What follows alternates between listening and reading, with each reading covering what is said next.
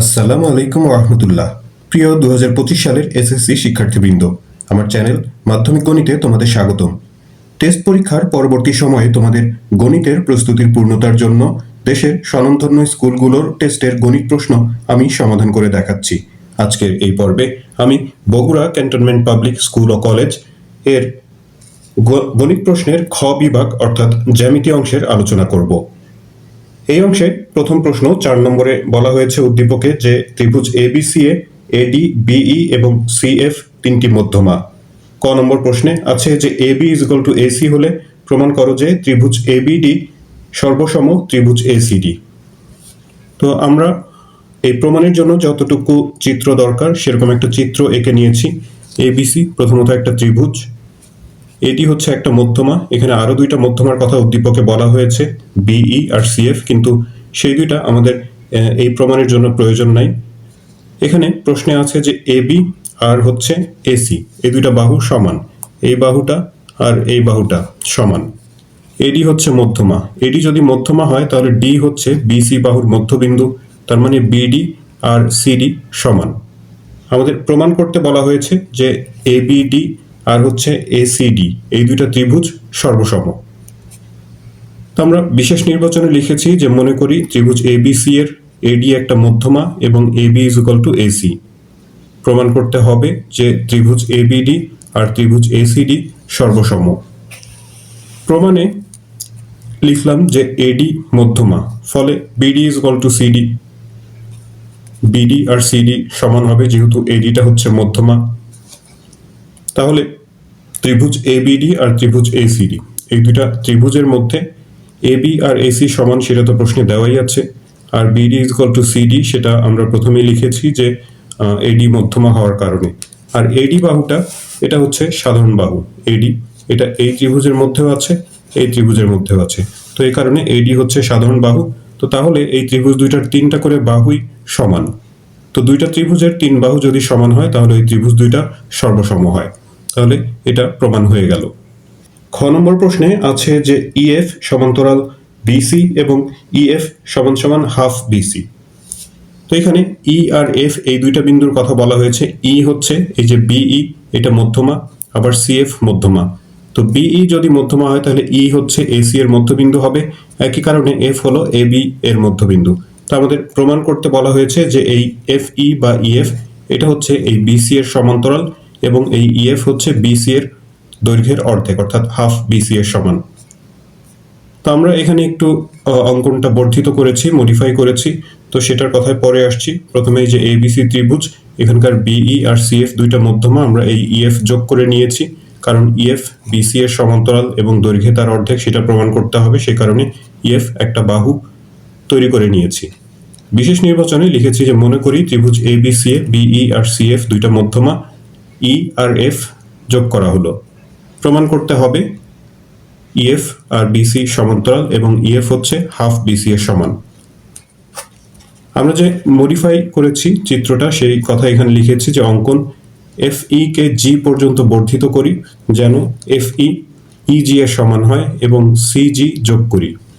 এই F E কে জি পর্যন্ত আমরা বর্ধিত করেছি যেন এই এফ ই এতটুকুর সমান যেন এই পাশের ইজিটা হয়, এরপরে এই জি আর সি যোগ করেছি। এখন এই ত্রিভুজ এইএফ আর হচ্ছে ত্রিভুজ সিইজি, একটু চিত্রে দেখি। এইএফ এই ত্রিভুজটা আর হচ্ছে সিইজি, এই দুইটা ত্রিভুজের মধ্যে এই আর সিই সমান, কারণ ই হচ্ছে এসি এর মধ্যবিন্দু, আবার এফ ই আর ইজি সমান, কারণ হলো অঙ্কন অনুসারে এফ ই এর সমান করেই এই ইজিটা বর্ধিত করা হয়েছে। আর এই যে এইখানকার এই কোণটা এইএফ আর হচ্ছে সিইজি এই দুইটা কোণ অন্তর্ভুক্ত কোণ, কোণ দুইটা সমান কারণ এরা বিপ্রতীপ কোণ। তো তাহলে দুইটা করে বাহু আর তাদের অন্তর্ভুক্ত কোণ যদি সমান হয় তাহলে এই ত্রিভুজ দুইটা সর্বসম হবে। তো সেই কথা আমরা এখানে লিখেছি, ত্রিভুজ এইএফ আর হচ্ছে ত্রিভুজ সিইজি A F E R easy সমান অঙ্কন অনুসারে এই আর ইসি সমান, সেটার কারণ হচ্ছে যে ই এসি এর মধ্যবিন্দু, আর অন্তর্ভুক্ত কোণ এইএফ আর অন্তর্ভুক্ত কোণ সিইজি সমান, সেটার কারণ হচ্ছে বিপ্রতীপ কোণ। তো তাহলে এই ত্রিভুজ দুইটা সর্বসম।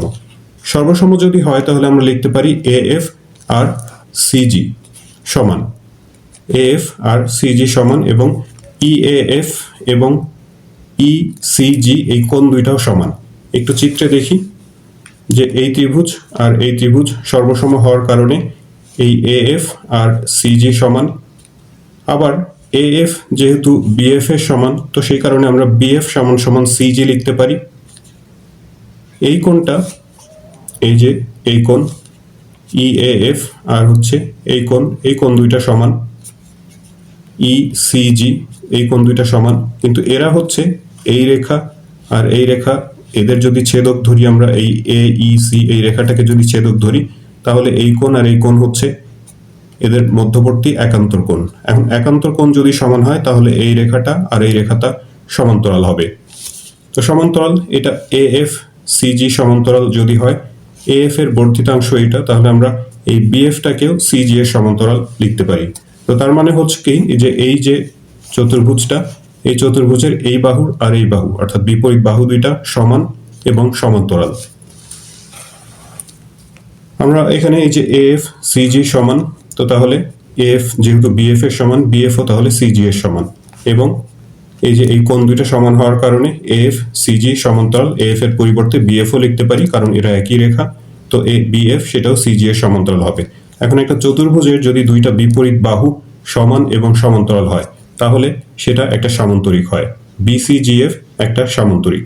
তো তাহলে সামান্তরিকের তো বিপরীত বাহুগুলো সমান এবং সমান্তরাল হয়, তাহলে আরো এক জোড়া যে বিপরীত বাহু আছে এই সামান্তরিকের, সেটাও সমান এবং সমান্তরাল হবে, অর্থাৎ এফ জি আর বিসি। আবার একটু চিত্র দেখি, এই যে এফ জি আর হচ্ছে বিসি এই বাহু দুইটাও সমান এবং সমান্তরাল হবে, এফ জি সমান্তরাল বিসি। এফ জি এর এটাকে আমরা ইএফও লিখতে পারি, এফ জি এর একটা অংশ হচ্ছে ইএফ, এফ জি যদি বিসি এর সমান্তরাল হয় তাহলে ইএফ এটাও বিসি এর সমান্তরাল হবে। আবার এফ জি বিসি এর সমান, এফ জি কে ভেঙে আমরা ইএফ প্লাস ইজি লিখতে পারি, আর ইজি এর পরিবর্তে আবার একটা ইএফ লিখতে পারি, ইজি এর পরিবর্তে আবার ইএফ লিখতে পারি, কারণ হচ্ছে ইজি আর ইএফ, এই ইএফ এর সমান করে ইজিটা বর্ধিত করা হয়েছিল।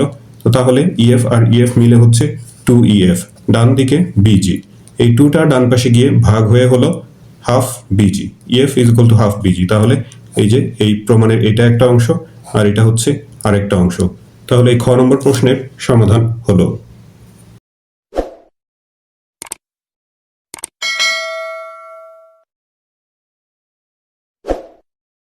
গ নম্বর প্রশ্নে বলা হয়েছে যে প্রমাণ করো যে AD plus BE plus CF less than AB plus BC plus AC, অর্থাৎ মধ্যমা তিনটার সমষ্টি বাহু তিনটার সমষ্টি অপেক্ষা ছোট। তো এই প্রমাণের জন্য আমাদের এই যে এবিসি ত্রিভুজ যে তথ্য উদ্দীপকে দেয়া ছিল, তিনটা মধ্যমা এডি একটা, বিই আর সিএফ এই তিনটা মধ্যমা এখানে আঁকতে হয়েছে। এরপর এখানে বাড়তি একটু কাজ করা হয়েছে, সে বাড়তি কাজের কথাটুকু আচ্ছা প্রথমে আমি বলি যে এডি মধ্যমা এটাকে ডিজি জি পর্যন্ত এমনভাবে বর্ধিত করা হয়েছে যেন এডি আর ডিজি সমান হয়। তারপর এই সিজি এটা যোগ করা হয়েছে। বিশেষ নির্বাচনে লিখেছি যে মনে করি ত্রিভুজ এবিসি এডি বিই আর সিএফ তিনটা মধ্যমা প্রমাণ করতে হবে। প্রশ্নে দেয়া আছে এটা AD plus BE plus CF less than AB plus BC plus AC. অঙ্কনের কথা আগেই বলেছি যে এডি কে জি পর্যন্ত বর্ধিত করি যেন এডি আর ডিজি সমান হয়, তারপর সিজি যোগ করি। এখন প্রমাণে এই যে এই ত্রিভুজ দুইটা, একটা হচ্ছে এ বি ডি, আর এই যে নতুন যে উৎপন্ন হয়েছে ত্রিভুজটা সিডিজি, এই দুইটা ত্রিভুজ আমরা প্রথমে সর্বসম প্রমাণ করব, কারণ আমাদের এই এ বি আর সিজি এই দুইটা বাহু সমান প্রয়োজন। আমরা এবিডি আর সিডিজি এই দুইটা ত্রিভুজের মধ্যে বিডি আর সিজি সমান, কারণ ডি বিন্দু হচ্ছে বিসি এর মধ্যবিন্দু, আমরা কারণ লিখে দিয়েছি এখানে। এডি আর ডিজি সমান সেটা তো অঙ্কন অনুসারে, আর এদের অন্তর্ভুক্ত কোণ এডিবি আর হচ্ছে সিডিজি এই কোণ দুইটা সমান কারণ এরা বিপ্রতীপ কোণ। তাহলে এই ত্রিভুজ দুইটা সর্বসম, সর্বসম যদি হয় তাহলে এবি আর সিজি সমান। এখন ত্রিভুজ এসিজি এই ত্রিভুজটাতে AC plus CG greater than AG. একটু চিত্র দেখি আবার, এই যে এই এসিজি এই বৃহত্তর ত্রিভুজটা, এখানকার AC plus CG greater than AG, কারণ হচ্ছে ত্রিভুজের যে কোনো দুই বাহুর সমষ্টি তৃতীয় বাহু অপেক্ষা বৃহত্তর। তাহলে এসি প্লাস সিজি যদি এজি এর থেকে বড় হয়, এসি প্লাস সিজি এর পরিবর্তে আমরা আবার এবি লিখতে পারি, কারণ একটু আগে আমরা প্রমাণ করেছি যে এবি আর সিজি সমান। তাহলে AC plus AB greater than AG হবে। এজি কে আবার আমরা 2AD লিখতে পারি, কারণ এডি এর সমান করেই এদিকে ডিজিটা বর্ধিত করা হয়েছিল। তাহলে আমরা এই যে এখানে লিখেছি ত্রিভুজ এসিজিএ AC plus CG greater than AG, কারণটা এখানে লিখে দিতে পারো সাইড নোট হিসেবে যে ত্রিভুজের যে কোনো দুই বাহুর সমষ্টি তৃতীয় বাহু অপেক্ষা বৃহত্তর। এখানে সিজি এর পরিবর্তে এবি লেখা হয়েছে, কারণ হচ্ছে এবি আর সিজি সমান। তারপর এজি কে ভেঙে এডি প্লাস ডিজি লেখা যায়, আর ডিজি এর পরিবর্তে আবার আমরা আরেকটা এডি লিখতে পারি, কারণ এডি এর সমান করে ডিজিটা বর্ধিত করা হয়েছিল। তাহলে দুইটা এডি যোগ করে হচ্ছে 2AD। AB plus AC greater than 2AD, এটাকে একটা সমীকরণ নাম্বার দেওয়া হলো।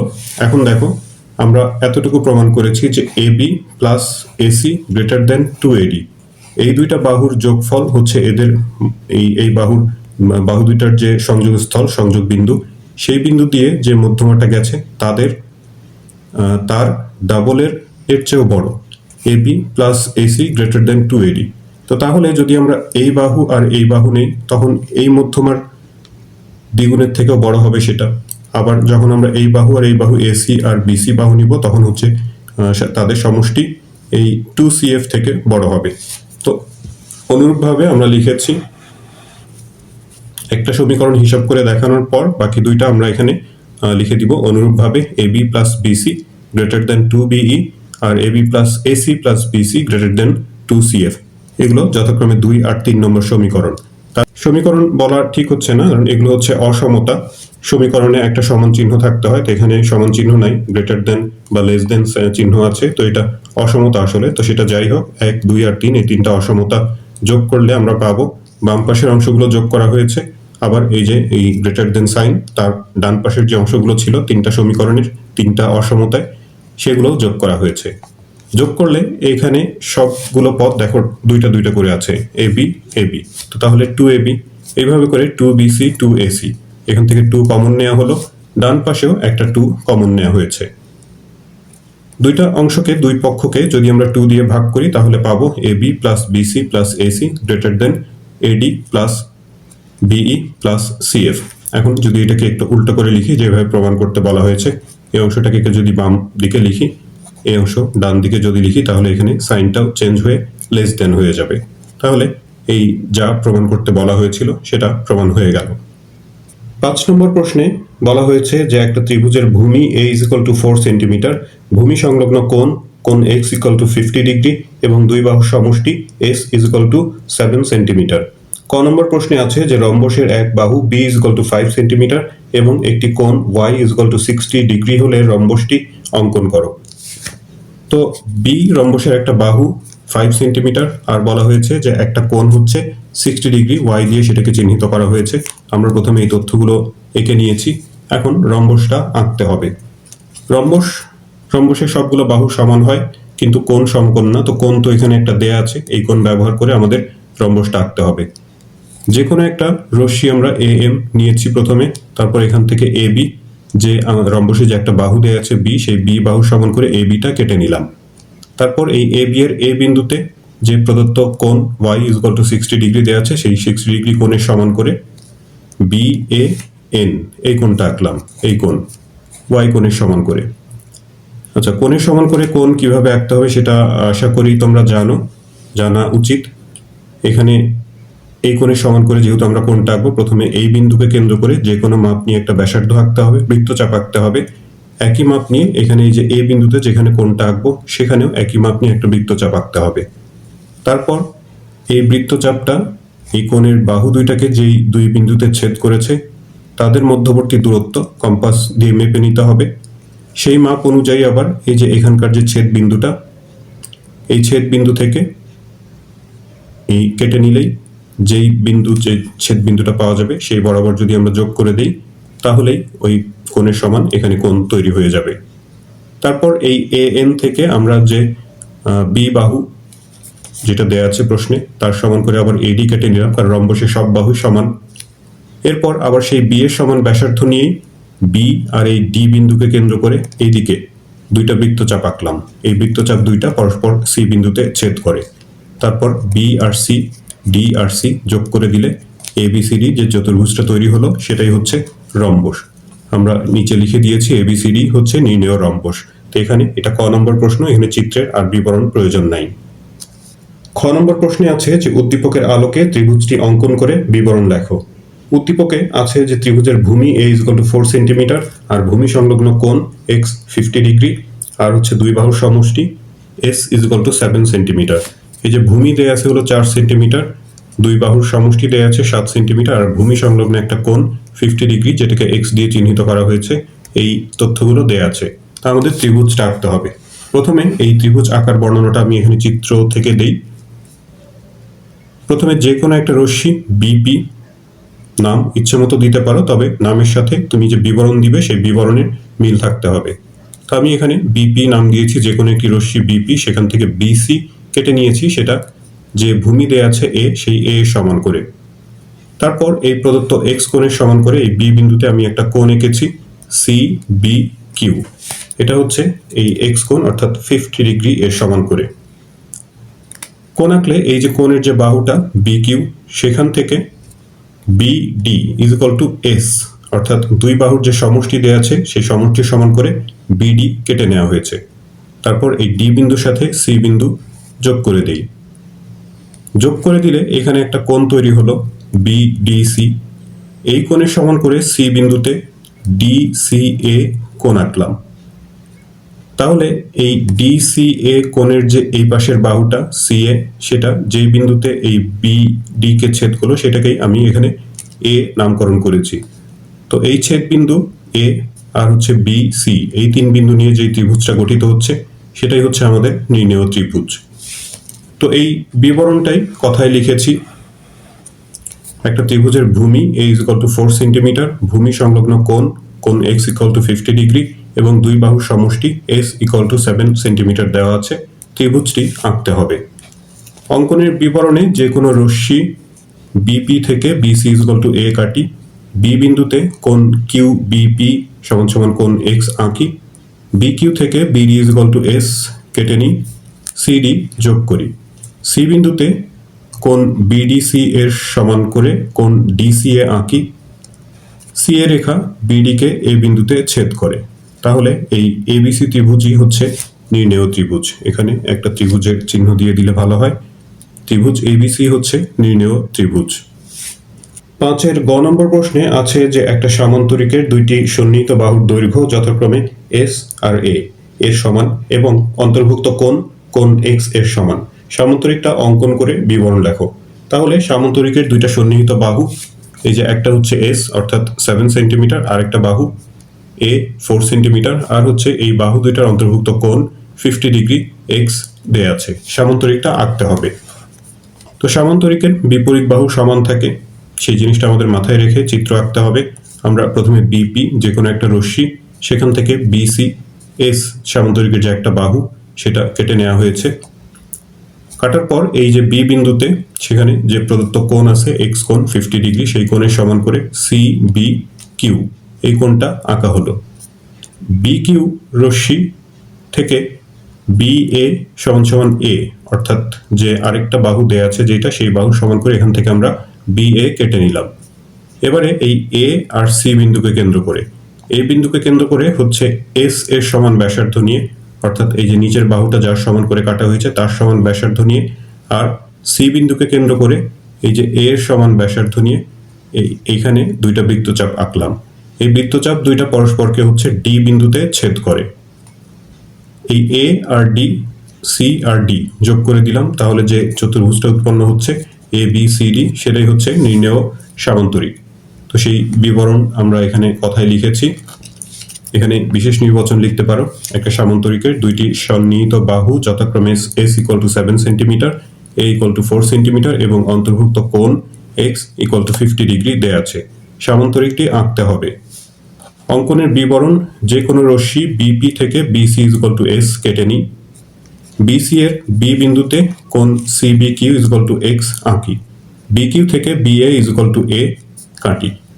এ আর সি বিন্দুকে কেন্দ্র করে যথাক্রমে এস আর এ এর সমান ব্যাসার্ধ নিয়ে কোণ এবিসি এর অভ্যন্তরে দুইটা বৃত্তচাপ আঁকি যারা পরস্পরকে ডি বিন্দুতে ছেদ করে। এডি আর হচ্ছে সিডি যোগ করি, তাহলে এবিসিডি হচ্ছে নির্ণেয় সামান্তরিক। জ্যামিতি অংশের শেষ প্রশ্নটাতে উদ্দীপকে একটা বৃত্তের চিত্র দেয়া আছে আর বলা হয়েছে যে চিত্রে সি কেন্দ্র বিশিষ্ট বৃত্তে ও কিউ স্পর্শক এবং সি কিউ স্পর্শ বিন্দুগামী ব্যাসার্ধ। ক নম্বর প্রশ্নে আছে যে সি কিউ অর্থাৎ বৃত্তটার ব্যাসার্ধ 3.5 সেন্টিমিটার হলে বৃত্তের ক্ষেত্রফল কত। তাহলে খুব সহজ একটা প্রশ্ন, বৃত্তের ব্যাসার্ধ যাকে আমরা আর দিয়ে প্রকাশ করি সেটা এখানে সি কিউ, সেটার মান দেয়া আছে হচ্ছে 3.5 সেন্টিমিটার। সেই বৃত্তটার ক্ষেত্রফল বের করতে বলেছে। বৃত্তের ক্ষেত্রফলের সূত্র আমরা জানি পাই আর স্কোয়ার, পাই হচ্ছে 3.1416 আর এখানে আর এর মান 3.5, স্কোয়ার আছে সূত্রে, স্কোয়ার করে তার সাথে যদি আমরা 3.1416 গুণ করে দিই তাহলে পাবো 38.4846 বর্গ সেন্টিমিটার। খ নম্বর প্রশ্নে প্রমাণ করতে বলা হয়েছে যে কোণ আর C S is equal to কোণ আর পি এস। এখানে একটা চিত্র এঁকেছি বৃত্ত, এখানে আর সি এস যেহেতু কোণের কথা বলেছে আর সি সি এস এগুলো যোগ করা হয়েছে কোণটা তৈরি করার জন্য। আর সি এস হচ্ছে যে এই কোণটা, আর পি এস এগুলো যোগ করে দেওয়া হয়েছে উদ্দীপকের চিত্র মডিফাই করে। এখন আমাদের প্রমাণ করতে বলেছে যে আর সি এস এই কোণটা, এই কোণ হচ্ছে এই আর কিউ এস যে চাপ, এই চাপের উপরকার কেন্দ্রস্থ কোণ, আর একই চাপের উপর আর পি এস হলো বৃত্তস্থ কোণ। তো তার মানে কেন্দ্রস্থ কোণ বৃত্তস্থ কোণের দ্বিগুণ, সেই জিনিসটা প্রমাণ করতে হবে। তো এখানে আমরা কেন্দ্রগামী এই পি বিন্দু থেকে পি বিন্দু দিয়ে কেন্দ্রগামী একটা রেখা পি এম আঁকলাম। তাহলে এখানে দুইটা ত্রিভুজ উৎপন্ন হচ্ছে, একটা হচ্ছে পি আর সি আর একটা পি এস সি। এই দুইটা ত্রিভুজের প্রথম যে এই পাশের ত্রিভুজটা, এই ত্রিভুজের এটা হলো একটা বহিস্থ কোণ আর সি এম বহিস্থ কোণ। আমরা জানি যে বহিস্থ কোণ হচ্ছে এর অন্তস্থ বিপরীত কোণ দুইটার যোগফলের সমান। তার মানে এই কোণটা, এই কোণ আর এই কোণ, এই দুইটা কোণের যোগফলের সমান। আবার এই কোণ দুইটা পরস্পর সমান হবে কারণ হচ্ছে যে এই সি থেকে আর ব্যাসার্ধ, আবার সিপি এটাও ব্যাসার্ধ। তো একটা ত্রিভুজের দুইটা বাহু সমান হলে সেই সমান সমান বাহু সংলগ্ন কোণ দুইটাও সমান হয়। তার মানে এই কোণ আর এই কোণ সমান। তো এই দুইটা কোণের পরিবর্তে, দুইটা কোণের সমষ্টির পরিবর্তে আমরা একটা কোণের দ্বিগুণ লিখতে পারি, অর্থাৎ আর পি সি এই কোণের দ্বিগুণ লিখতে পারি এই আর সি এম এই কোণটাকে। একইভাবে এই পাশের যে কোণটা আছে বহিস্থ কোণ, এই চ্যাপ্টা ত্রিভুজ, এই ত্রিভুজের যে বহিস্থ কোণ এটা এস সি এম, সেই কোণটা হচ্ছে এই এস পি সি এই কোণের দ্বিগুণ হবে। তারপর যদি আমরা প্রথমের যে সমীকরণ আর তারপর এখনকার সমীকরণ যোগ করে দিই তাহলে যে এই কোণ আর এই কোণ যোগ করে আমরা সম্পূর্ণ আর সি এস এই কোণটা পাবো, অর্থাৎ বৃত্তস্থ কোণ এই চাপের উপরকার। আর সমীকরণের ডান পাশের কোণ দুইটা যোগ করে আর পি সি আর হচ্ছে এস পি সি যোগ করলে আমরা সম্পূর্ণ আর পি এস এই কোণটা পাবো। তাহলে এটা আমাদের প্রমাণ হয়ে যাবে। তো বিশেষ নির্বাচনে আমরা লিখেছি যে মনে করি সি কেন্দ্র বিশিষ্ট বৃত্তে আর কিউ এস চাপের উপর দণ্ডায়মান, কোণ আর সি এস কেন্দ্রস্থ কোণ এবং কোণ আর পি এস বৃত্তস্থ কোণ। প্রমাণ করতে হবে যে কোণ আর সি এস হচ্ছে 2 কোণ আর পি এস এর সমান। অঙ্কনে আমরা যে পি এম রেখা এঁকেছি সেটা লিখেছি যে পি বিন্দু দিয়ে কেন্দ্রগামী পি এম রেখা আঁকি। প্রমাণে কোণ ত্রিভুজ পি সি আর এ বহিস্থ কোণ আর C M is equal to অন্তস্থ কোণ আর পি সি প্লাস কোণ পি আর সি। তো সেটার কথা আমি আগেই তোমাদের চিত্র থেকে বলেছি, চিত্র দেখিয়ে বলেছি।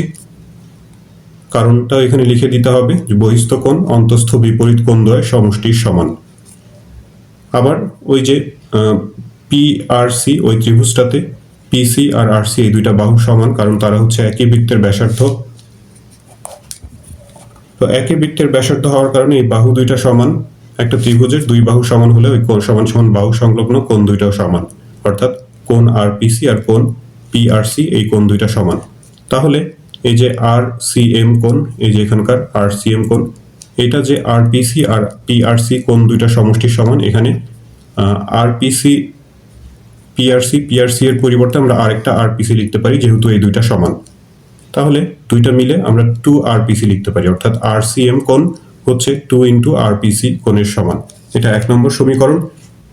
একইভাবে ডান পাশের ত্রিভুজটা থেকে আমরা বহিস্থ কোণ SCM সেটা হচ্ছে 2SPC কোণের সমান হবে সেই জিনিসটা পাবো।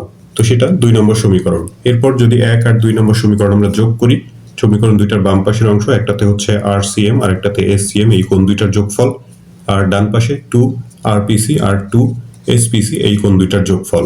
এখান থেকে যদি আমরা 2 কমন নেই তাহলে এই যে RPC আর SPC এই দুইটা যোগ করতে হবে।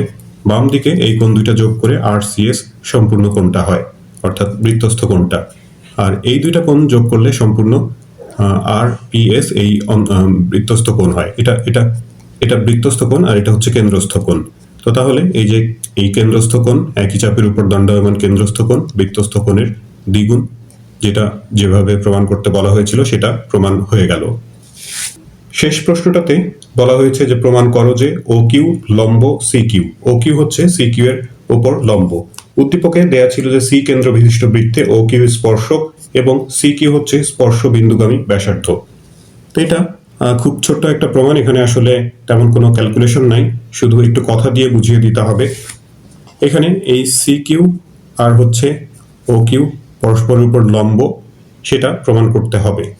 প্রশ্নে দেয়া আছে যে OQটা হচ্ছে স্পর্শক আর CQ হলো স্পর্শ বিন্দুগামী ব্যাসার্ধ। তো আমরা কি করেছি যে এই স্পর্শকের উপর যে কোনো একটা বিন্দু P নিয়েছি, নিয়ে এই CP যোগ করেছি। এখন স্পর্শক হচ্ছে যে এমন একটা বিন্দুতে অঙ্কিত একটা রেখা, যে ওই রেখাটা বৃত্তকে মানে একটা মাত্র বিন্দুতেই ছেদ করে, স্পর্শ করে। এখন এই এটা যদি স্পর্শ বিন্দু হয়, এই রেখার উপরকার স্পর্শকের উপরকার অন্য যে কোনো বিন্দু সেটা এই বৃত্তের বাহিরে অবস্থিত হবে, মানে বৃত্তের উপরে তো কেবল এই বিন্দুটাই। তাহলে এই P বিন্দু অথবা এই রেখার উপরকার এই Q বিন্দু বাদ দিয়ে অন্য যে কোনো বিন্দুই নেই না কেন, সেটা অবশ্যই এই বৃত্তের বাইরে অবস্থিত হবে। তা আমরা লিখলাম যে C কেন্দ্র বিশিষ্ট বৃত্তের Q বিন্দুতে OQ স্পর্শক এবং CQ স্পর্শ বিন্দুগামী ব্যাসার্ধ। প্রমাণ করতে হবে OQ CQ পরস্পর লম্ব। তো অঙ্কনে আমরা এই যে P একটা বিন্দু নিয়েছি ইচ্ছা মতো, যে OQ স্পর্শকের উপর যে কোনো বিন্দু P নেই এবং CP যোগ করি। যেহেতু Q বিন্দুতে OQ স্পর্শক, সেহেতু Q বিন্দু ব্যতীত OQ এর উপরস্থ অন্য সকল বিন্দু বৃত্তের বাইরে অবস্থিত, অর্থাৎ P বিন্দুটা বৃত্তের বাইরে অবস্থিত। তাহলে তো ফলে বৃত্তের ব্যাসার্ধ CQ এটা CP অপেক্ষা অবশ্যই ছোট হবে। যেহেতু P বিন্দুটা হচ্ছে বৃত্তের বাইরে আর Q বিন্দু হচ্ছে বৃত্তের উপরে, তাহলে কেন্দ্র থেকে Q বিন্দুর যে দূরত্ব P বিন্দুর দূরত্ব তার থেকে বড়, অর্থাৎ CQ হচ্ছে ছোট আর CP এটা বড় হবে। তো এবং তা ওখানে P বিন্দুর যে কোনো অবস্থানের জন্য সেটা সত্য, অর্থাৎ ওই স্পর্শকের উপর P বিন্দুটা যেখানে অবস্থিত হোক না কেন, সেই CQটা অবশ্যই তার থেকে ছোট হবে। OQ এর উপরস্থ P বিন্দুর যে কোনো অবস্থানের জন্য সত্য। তো তাহলে এই CQ এটাই হচ্ছে সবচেয়ে ছোট দৈর্ঘ্য, অর্থাৎ এই C বিন্দু থেকে এই স্পর্শকের ন্যূনতম দূরত্ব হচ্ছে এইটা, সবচেয়ে ক্ষুদ্রতম দূরত্ব হচ্ছে এটা। তো ক্ষুদ্রতম দূরত্বটাই হচ্ছে লম্ব দূরত্ব হয়। তার মানে এই CQ হচ্ছে OQ এর উপর লম্ব। তো আমরা শেষে লিখলাম, সুতরাং কেন্দ্র C থেকে OQ স্পর্শকের উপর CQ হচ্ছে ক্ষুদ্রতম দূরত্ব। তো তাহলে OQ CQ পরস্পর লম্ব, সেটা প্রমাণ করা হলো। তো শিক্ষার্থী বন্ধুরা, এই ভিডিও থেকে তোমরা যদি উপকৃত হয়ে থাকো তাহলে চ্যানেলটি সাবস্ক্রাইব করার এবং বন্ধুদের সাথে শেয়ার করার অনুরোধ জানাচ্ছি। তোমরা সবাই ভালো থাকবে, প্রার্থনা তোমাদের সবার জন্য। আল্লাহ হাফেজ।